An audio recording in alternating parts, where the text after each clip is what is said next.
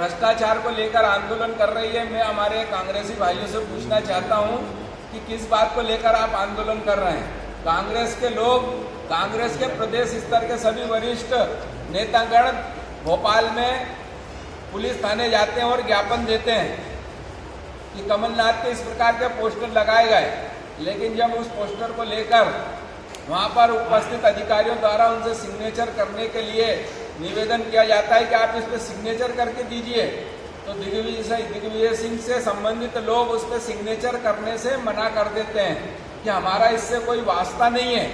मैं आपके माध्यम से पूछना चाहता हूं कि कांग्रेस के लोग कांग्रेस द्वारा दिए गए इस प्रकार के आवेदन पर सिग्नेचर करने के लिए तैयार नहीं है, कहीं ना कहीं दाल में काला है। वहीं दूसरी ओर पूरे प्रदेश में इस प्रकार के पोस्टर लगाए गए हैं और मांग की गई है कि इसको अगर हम स्कैन करेंगे तो कांग्रेस सरकार के, कमलनाथ के घोटाले देखने को मिलेंगे। और अगर इस प्रकार के पोस्टर लगाए गए हैं तो जनता को जानने का हक है कि ये किसके द्वारा लगाए गए तो इसमें जो घोटाले प्रस्तुत किए गए हैं तो वो घोटाले अगर हुए हैं तो घोटालों की जांच हो, जनता के बीच में वो घोटाले जाएं। कांग्रेस द्वारा लंबे समय से इस प्रकार की बात रखी जा रही है कि हमने किसानों के कर्ज माफ करें, लेकिन कर्ज माफ के अगर उल्टा अगर हम देखते हैं तो इन्होंने पूरे मध्य प्रदेश की सोसाइटियों से अंश पूंजी, जमा पूंजी जो इस प्रकार की हमारे किसानों की निधि थी, उस निधि का दुरुपयोग करने का काम करा, अर्थात उस निधि का दुरुपयोग करा। परिणाम स्वरूप बड़ी संख्या में सोसाइटी डिफाल्टर हुई, बड़ी संख्या में किसान डिफाल्टर हुए हैं। तो ये एक प्रकार का बड़ा घोटाला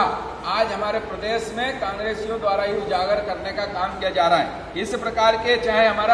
हमारी सरकार ने पूर्व में बोनस दिया गया था, लेकिन इस कांग्रेस सरकार द्वारा बोनस को खत्म करने का काम कर दिया। लेकिन इनके घोषणा पत्र में, इनके वचन पत्र में देखते हैं तो ये बोलते हैं कि हम गन्ने पे भी बोनस देंगे, टमाटर पे भी देंगे,